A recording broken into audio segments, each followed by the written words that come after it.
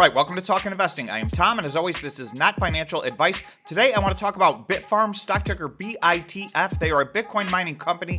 They put out a press release on Friday. I think it's really big news, so I want to break it down and go through and show you what they had to say and what I think it means. So we talk about Bitcoin and the miners all the time on this channel. If you're new to this channel or you haven't subscribed yet, please hit the subscribe button and the notification bell. Also, if everybody could please smash the like button, I would appreciate it. Lastly, if you want to become a member of the channel, you can become a member by hitting the join button on the YouTube page. If you don't see a join button, then there'll be a link below in the comments. So members get some members-only content. Once a week, we have a members-only live stream, and on that live stream, the members get to pick a company for me to do a deep dive video on that is for members only. So we have a bunch of content building up in there. We have a lot of fun. That's every Tuesday after the market closes if you're interested. So we'd love to have you join us. Let's talk about Bitfarms and what their press release was on Friday, because to me, I did do a pretty deep dive on this, and I think it's very meaningful, and I want to go through all the numbers because I think this press release was just a part of an ongoing negotiation that they are in with one of their debtors, and I really think that they are in the driver's seat in this situation. So let me tell you what they said, and then I'll explain to you what I'm thinking, and you guys can let me know if you agree or disagree. January 13th, which was Friday, Bitfarms seeks modification of equipment loan facility to align with market conditions. So essentially, their headline basically is they're looking to renegotiate the terms of some of their debt. Bitfarms, a global Bitcoin self-mining company, is working to modify and reduce indebtedness at one of its wholly owned corporate subsidiaries. That's going to be important later. Jeff Lucas, chief financial officer of Bitfarms, stated, during 2022, Bitfarms began taking proactive actions to increase financial flexibility and to reduce indebtedness and capital expenditure obligations.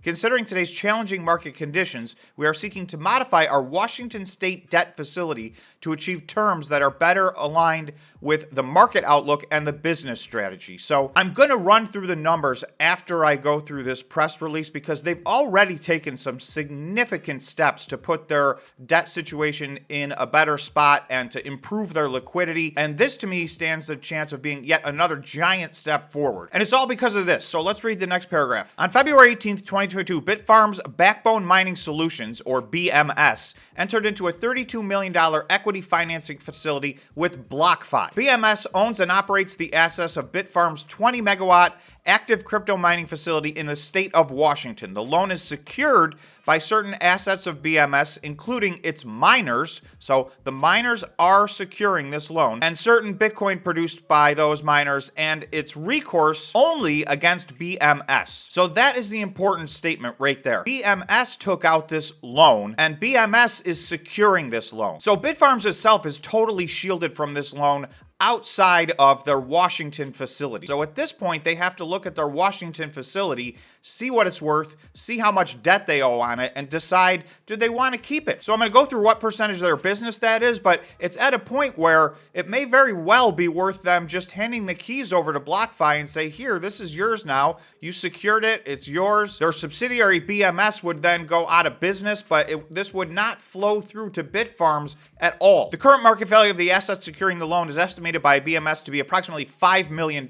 So the whole Washington facility and its Bitcoin miners, they're saying, are worth about $5 million, while the outstanding principal and interest is approximately $20 million.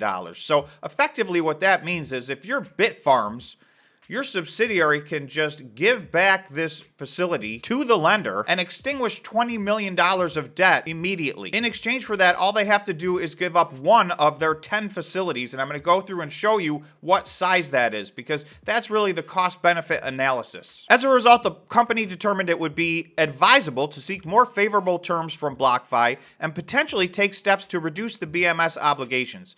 The company has taken certain actions and may in the future take other actions, including not making installment payments that constitute defaults under the loan agreement and entitle BlockFi to exercise various rights and remedies against BMS and in respect to the collateral. So, in other words, they're considering stopping making payments on this term loan. The downside would be that would put them in default of this one loan, and the Washington facility would then be at risk. So as I look at this, to me, it looks like BlockFi, which has all of their own troubles to begin with, has a lot more to lose on this than Bitfarms does. So, just from my perspective, and you guys can let me know if you agree, it seems pretty clear by the numbers that Bitfarms is in the driver's seat in this negotiation because they can simply just walk away and the $20 million of debt just disappears. So let's take a look at what they would have to give in order to do that, because again, this is secured by their entire Washington facility. Okay, so Washington, 20 megawatts, 6,100 miners. Hash rate is about 0.6 exahash. So that's what they would have to give up. They would have to give up 20 megawatts of infrastructure and 0.6 exahash of Bitcoin mining machines. So they're at 4.5 exahash right now. So in other words, if they were willing to just give this back to BlockFi, they would drop to 3.9 exahash. That's about a 13% drop in their exahash rate. So, that is a factor, but it still leaves them in relatively the same place. And it extinguishes $20 million in debt. What this allows them to do is negotiate from a point of strength where BlockFi probably would choose to come to some better terms with them, maybe reduce the total amount of debt, defer the term of the debt, and make it payable over a longer period of time. So all those things are on the table. And again, really, the easiest thing they can do is just walk away. And the reason that they're able to walk away is because this debt is owned and secured by a subsidiary of Bitfarms, and Bitfarms itself is shielded from any of this obligation. Iris Energy earlier in the year was able to do something very similar to this, and it drastically improved their financial condition and their liquidity, in my opinion. It looks like they're not going to make payments right now, and they're going to go into default and see where the negotiations take them. So you can see this is their picture in total. So here's the Washington piece of their puzzle. It's 20 megawatts out of 188 megawatts. So that's just a little over 10% of their capacity. And again, it was about 13% of their exahash.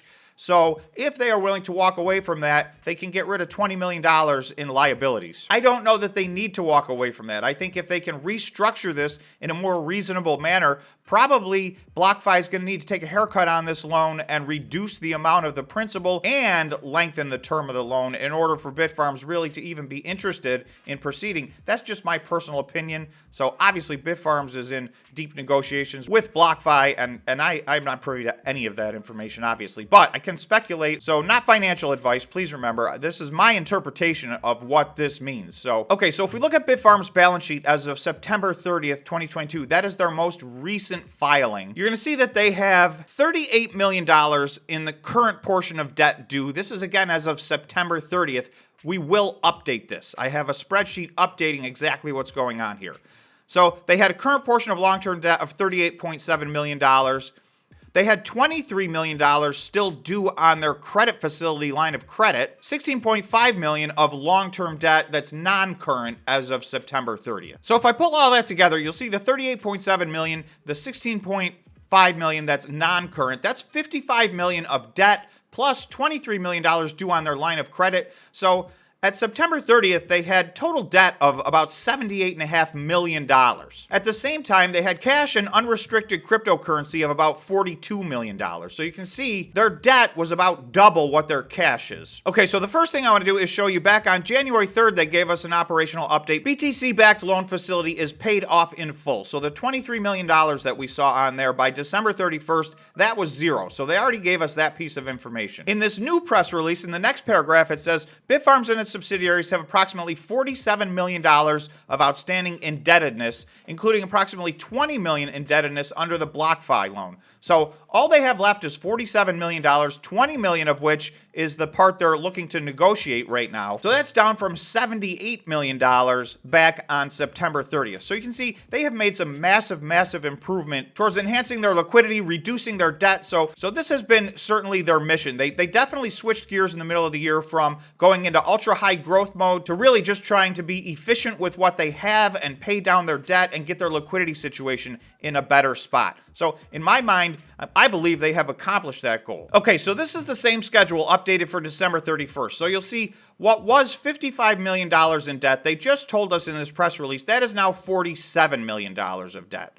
What was a $23 million line of credit is now paid in full as of December 31st. So that takes them from $78.6 million of debt down to $47 million. That is a 40% reduction in their debt in just the fourth quarter alone. So that's a major restructuring of your balance sheet. Now, of this $47 million, $20 million of this is the BlockFi loan. So if they were to walk away from that and go down to 3.9 exahash, that would bring them all the way down to $27 million in total debt. And that's from $78.6 million just last quarter. So that's a 66% reduction in their overall debt, while at the same time, if you look at their cash and unencumbered cryptocurrencies, that went from 42 million to 36 million. They were able to hold on to the vast majority of their cash and cryptocurrency and reduce their debt potentially anywhere from 40 to 66% in a 3 or 4 month window of time. So you can see why, in my opinion, this is a very big deal, this press release. Understanding that 20 million of their $47 million is debt that's structured in a way where effectively, with very little ramifications, they can walk away from that debt. This makes me feel much more secure about where Bitfarms is at from a liquidity standpoint. You can see their growth was huge in the first half of the year in 2022, and in the second half of the year, their growth was small, but you can see this is why they have focused on restructuring their debt, improving their balance sheet, and focusing on liquidity so that they could move forward in what they're calling, a more difficult environment. Okay, lastly, I want to go to the chart and take a look at what has happened to Bitfarms so far and, what some potential price targets are. The price action on Bitfarms over the last month has been absolutely staggering. So if you manage to time this right, or even if you just dollar cost averaged in, you're in a substantially better position today than you were, say, 3 weeks ago. You can see Bitfarms bottomed out somewhere here around December 28th, and that was at around 38 cents. So from that point to where we closed on Friday, and remember, in the United States, trading is closed today. However, these companies are trading in Canada on the Canadian exchange, and they are all up double digits here in the middle of the trading day. So they're having another very good day, and Bitfarm included. But even without that, going to where we finished on Friday,